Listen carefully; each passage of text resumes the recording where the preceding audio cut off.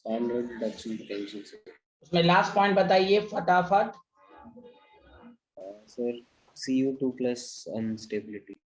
हाँ, यानी हमने कहा था कि अगर हम Cu+1 और Cu+2 में मुकाबला कराएं तो Cu+1 मोर स्टेबल होता है, बट हमें जब आयन की स्टेबिलिटी सॉल्यूशंस के अंदर पूछी जाए तो ये एक अलग कंसेप्ट है। इसमें हम तीन एनर्जी को देखते हैं, तीन एनर्जी को देखेंगे। अब ये तो हाँ, ये दिस इज, अब उसमें देखा जाएगा जिसकी टोटल एनर्जी कम है वही मोर स्टेबल होगा।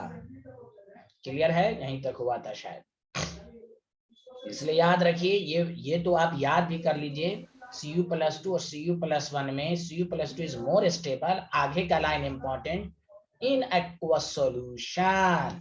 एज एक्वस सॉल्यूशन ना लिखा रहे तो ऑब्वियसली Cu+1 स्टेबल है क्योंकि D10 है, लेकिन सॉल्यूशन के अंदर स्टेबिलिटी सिर्फ कॉन्फ़िगरेशन पर डिपेंड नहीं करती, तीन एनर्जी के सम पर डिपेंड करती है। चलिए नेक्स्ट पॉइंट लिखिएगा इसी में, E0 M2+M, जो इलेक्ट्रोकेमिस्ट्री में भी पढ़ा था, do not have regular trend. इसका कोई रेगुलर ट्रेंड नहीं होता इन 3D सीरीज। उसका रीजन ही यही है कि E0 तीन एनर्जी के सम पर डिपेंड करता। आयोनाइजेशन एनर्जी जब रेगुलर नहीं है 3D ब्लॉक में तो it can be explained,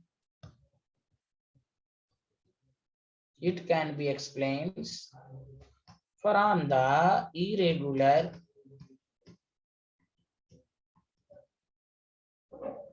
irregular trend of ionization energy। और आयोनाइजेशन एनर्जी आप पढ़ा भी था, इरेगुलर ट्रेंड होता है और उसमें भी IE1 लेना और IE2 लेना है, दोनों का सम।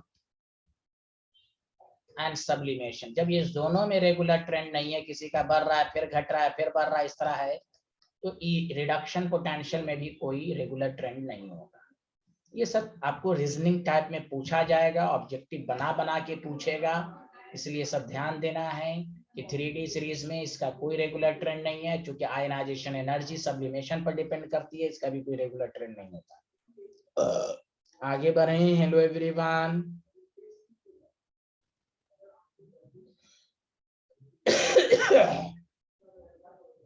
Yes sir. Thank you.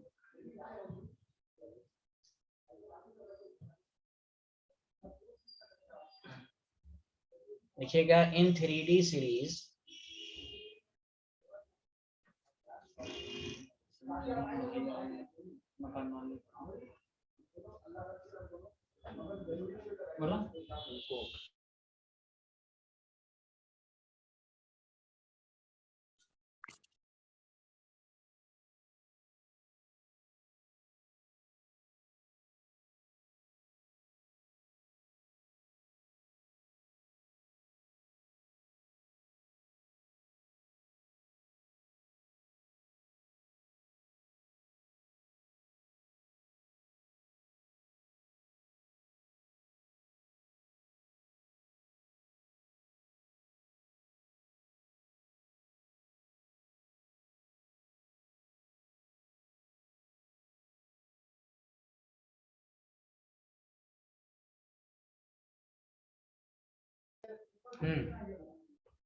मेरी आवाज आ रही है ना आपको?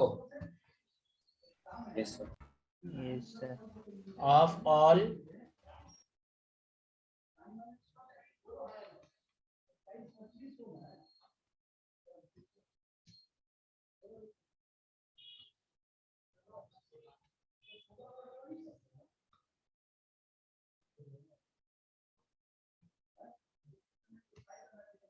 Accept copper. अब जानते हैं कॉपर का भरोसा तो है नहीं, सारे काम करना है बोले।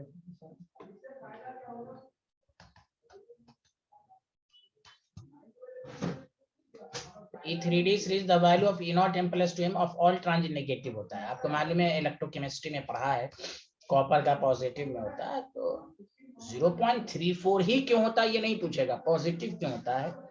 पर ये लिख लिया, पहले बताइए। Yes sir. हाँ, तो ये सब आपको देखिए, मैंने उस दिन भी आपको समझाया था कि ई नॉट रेट जो होता है वो 3 एनर्जी के सम पर डिपेंड करता है, delta H sublimation plus delta H hydration. और मैंने कहा था अगर पॉजिटिव में तो समझ जाइए ये लेस नेगेटिव रहा होगा, आयनाइजेशन एनर्जी ज्यादा रहा होगा, और लॉजिक भी लगाइए। तो इसलिए जब ये खुद कह रहा है कि नेगेटिव है और ये पॉजिटिव है, तो आपको एग्जामिनर को बस ये बताना है कि it is due to higher ionization and lower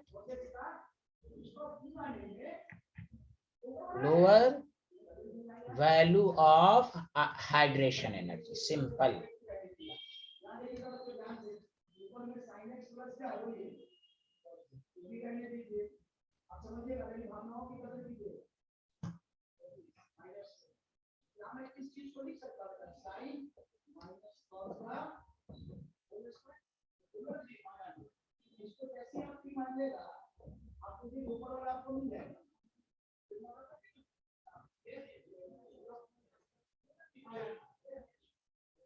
Yeah. Yes sir. क्योंकि उस दिन मैंने कहा दिया था कि ई नॉट अगर किसी का पॉजिटिव है तो ये ज्यादा होगा, ये बहुत ही कम है तो ये मोर नेगेटिव रहेगा। Next point, the value of E not mn plus 3mn is more positive than E naught Fe plus 3Fe और E naught Cr plus 3Cr। आप इसको लॉजिक से भी समझिए, और ऐसे तो आप डायरेक्ट आंसर देखिए। मैग्नीज का 25 होता है, आपको मालूम है आर्गन 3d5 है, तो पहले तो Mn प्लस 2 कर लेते हैं हम लोग। तो बताइए इससे थर्ड इलेक्ट्रॉन निकालना मुश्किल है कि नहीं, जल्दी बताइए तो सारे लोग। यस। हाँ, और आप आयरन में देख लीजिए 3d6 से थर्ड इलेक्ट्रॉन निकालना है, तो बस लॉजिक वही है, it is due to the higher ionization enthalpy. Simple. जब भी कोई इसका रिडक्शन पोटेंशियल पॉजिटिव में आए, सिंपल कहना है it is due to very higher value of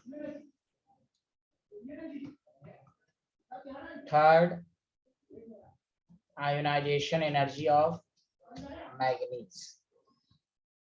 क्यों भाई? Due to extra stability of D5 orbital, क्योंकि D5 से D4 करना मुश्किल है। मेनली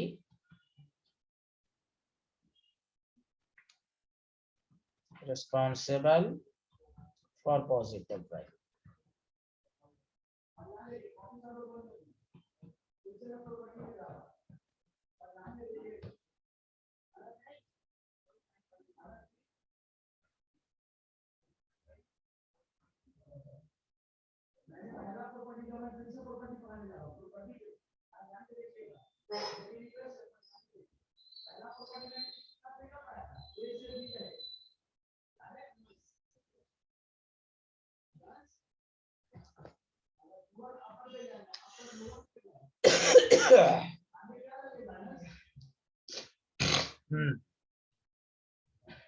लिख लिया साइंटिस्ट लोग? यस। Very good. चलिए डीएनएफ ब्लॉक का प्रॉपर्टीज में लास्ट टॉपिक है, और this is very important. Halide of d block.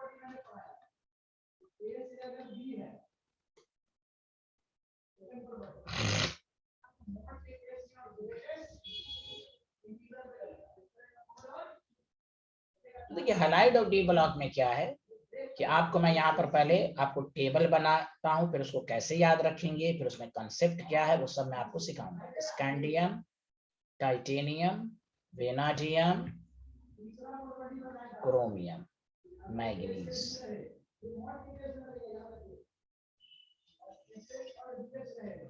Iron, cobalt, निकल, कॉपर, जिंक।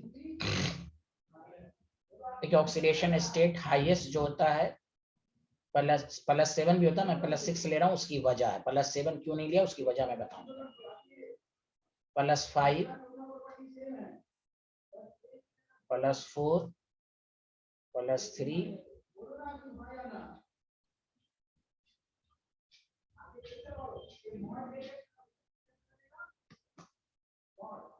+6, +5, +4, +3, +2, +1।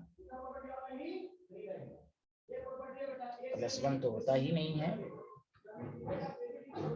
इसको हटा ही।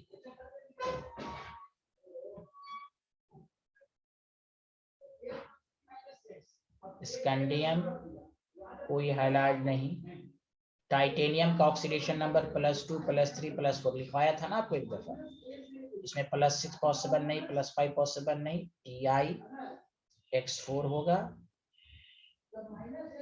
TiX3 होगा, TiX2 होगा। यहाँ X जो है वो फ्लोरीन नहीं है। क्यों नहीं है सब हम बताएंगे।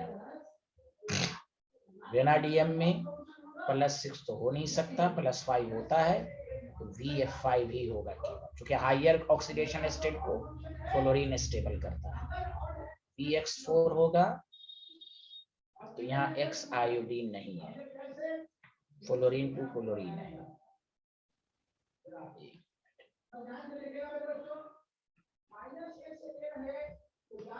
टेबल बनाइए, X is equal to iodine नहीं है। VX3 पॉसिबल है और VX2 भी पॉसिबल है। क्लोरियम में +6 है, CrF6 गुड, CrF5 क्योंकि हायर में फ्लोरीन स्टेबल होता है। अब CrX4 भी हो सकता है, CrX3 भी हो सकता है और CrX2 भी हो सकता है। मैग्नीज ना +7 है ना +6 है। पहले ये लिख लीजिए, फिर हम इसका एप्लीकेशन बताएंगे। MnO4 है, MnF3 है और MnX2 है। पहले यहाँ तक लिखिए फिर मैं बताता हूँ।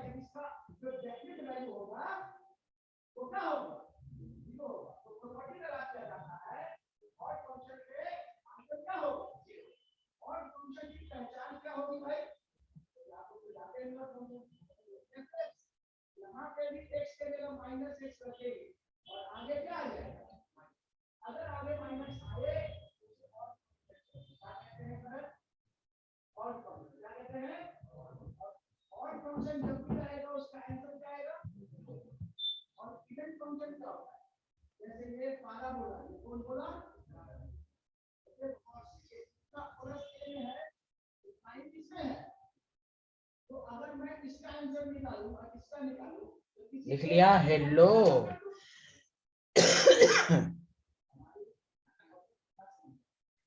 Done sir.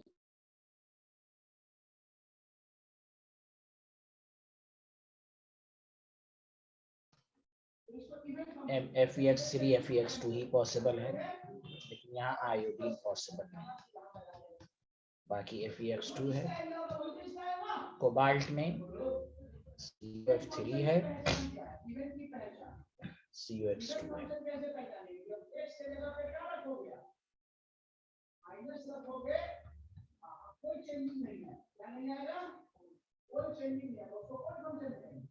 निकिल में NiX2 ही होता है। कॉपर का तो आप सबको मालूम ही है, CuX2 CuX, CuX2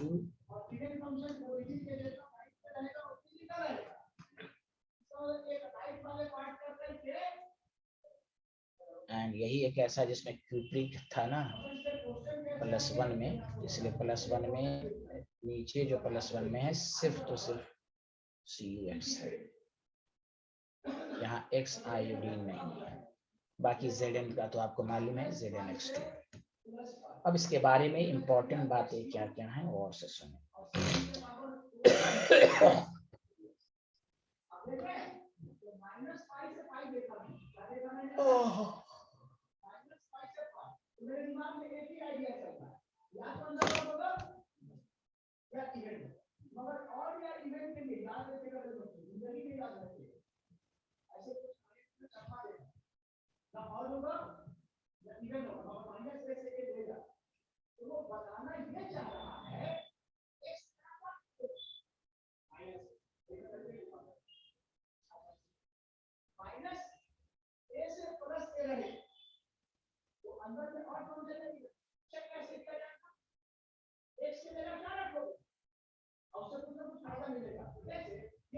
सर बोलिए। सर वो टाइटेनियम में x is not equal to f सिर्फ लास्ट वाले के लिए एप्लीकेबल है या हर जी केस में? नहीं, X2 के लिए, जिसके नीचे लिखाया जाए उसी के लिए है। जैसे यहाँ X है ना, उसके लिए है, यहाँ F है, यहाँ TiF2, क्योंकि फ्लोरीन हायर में स्टेबल होता है ना, लोअर में अनस्टेबल हो जाता है फ्लोरीन। Yes. हाँ, इसलिए लिख लिया सारे लोग, हाँ या ना?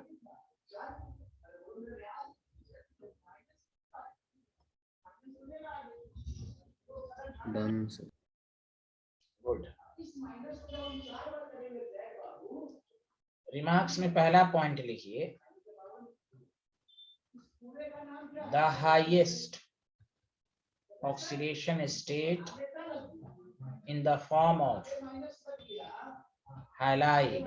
याद रखिए, बी ब्लॉक में हाईएस्ट ऑक्सीडेशन स्टेट याद रखिएगा, the highest in the form of halide as TiX4, यहाँ टाइटेनियम का +4 होता है, CrF6 एंड VF5 याद रखिए।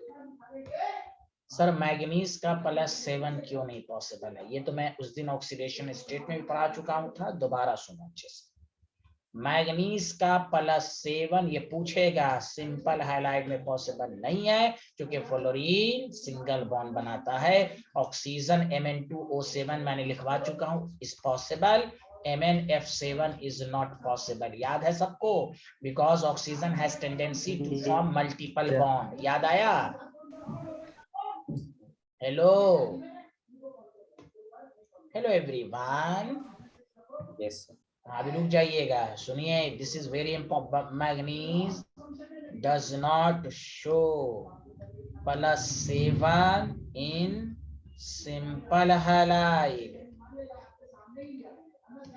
But shows +7। हाँ, ये पूछ देगा MnO3F में पॉसिबल। अगर हाइलाइट के साथ तो ऑक्सीजन के साथ होगा। इसका स्ट्रक्चर भी देख लीजिए, F double bond double bond double bond. Directly simple highlight में नहीं पॉसिबल होगा, ये ऐसे पॉसिबल नहीं होगा। अगर +7 पॉसिबल होगा भी तो यही सब पूछ देगा, which of the highlight of the manganese is possible but shows MnO3F, manganese trioxide fluoro trioxide. समझा कि नहीं? हेलो एवरीवन, समझ में आया?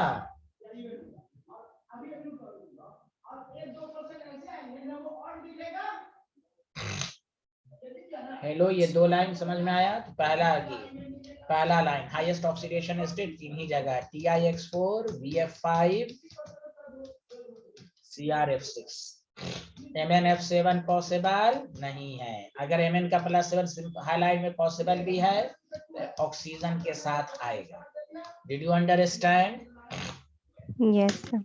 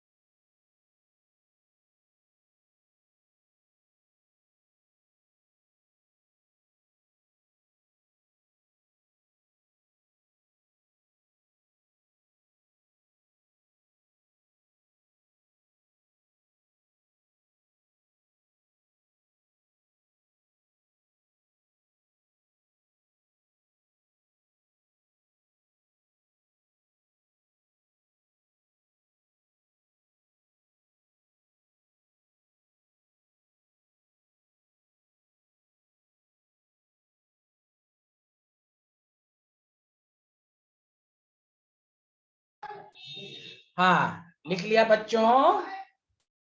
हेलो बच्चों, Yes, लिख sir. लिया? Yes, sir. Thank you. Yes. अच्छा आप देखें, तो ये सब पॉइंट सब दिमाग में रखना, ये सब इंपॉर्टेंट पूछेगा आपसे। दूसरी बात, इस टेबल से ये बात साबित हुई है,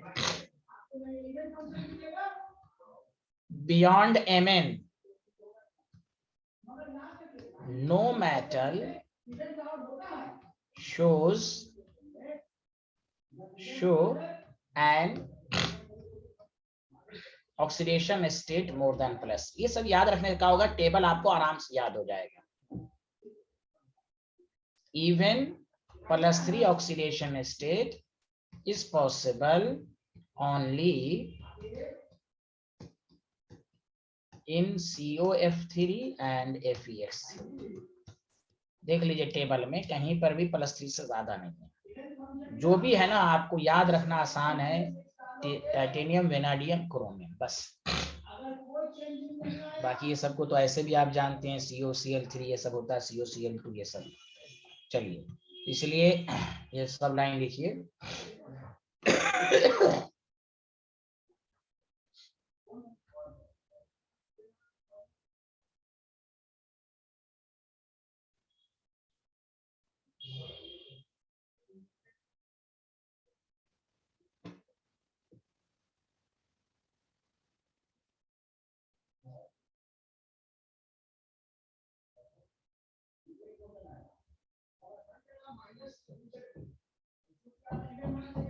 हेलो एवरीवन, लिख लिया?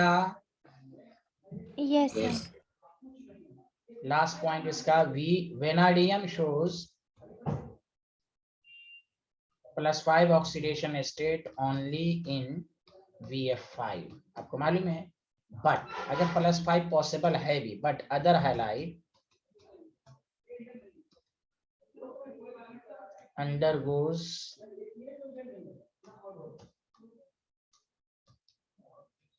hydrolysis to give oxohalide।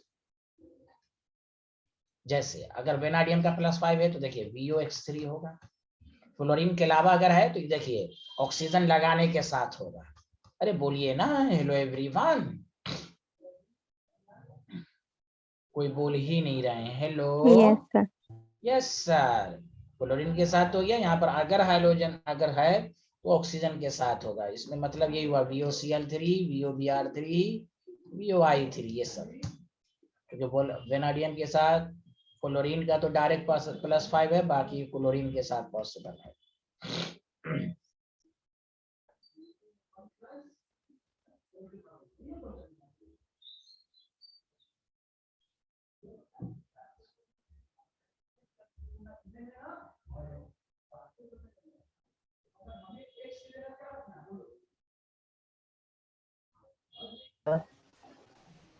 हाँ तो वो VOI3 लिखा है। जी जी जी, ये स्टाइल है, VOI3 है, स्टाइल है ये सब, VOI3 है। गुड। और आप कहाँ थे? बीच बीच में कहीं गए थे घूमने? नहीं सर। अच्छा अच्छा, ओके ओके, थैंक यू। चलिए आगे बढ़ें। Hello everyone,